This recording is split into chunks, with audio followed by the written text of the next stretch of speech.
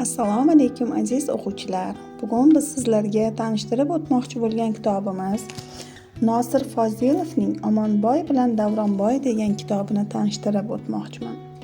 O'quvchilarimizga havola etayotgan ushbu kitobimizni umumiy nomi bilan Omonboy bilan Davronboy deya nomladik. Yangi tuhfaga Nosir Fozilov va Xudoyberdi To'xtaboyevning siz sevgan shu vaqtga qadar qo'ldan qo'ymay o'qib kelayotgan qissa va hikoyalari jamlangan. Taqdim etilayotgan har bir asar yozuvchilarning bolalik yillari,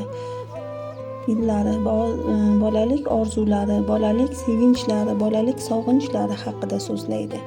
Bir paytlar siz kabi bola qalbi bilan dunyoga sig'magan, orzularini qahramonlari timsolida gavdalantirgan va o'z o'quvchisini hayratlar ummoniga g'arq qilgan adiblarni bu gal bolaligini tug'ilgan qishlog'ini sog'ingan yuraklari gup-gup urib o'sha manzil tomon talpintirayotgan tengdoshingiz siymosida ko'rasiz. Kitobdan o'rin olgan asarlar qalbingizda shunday iliqlik va yorug'lik paydo qiladi.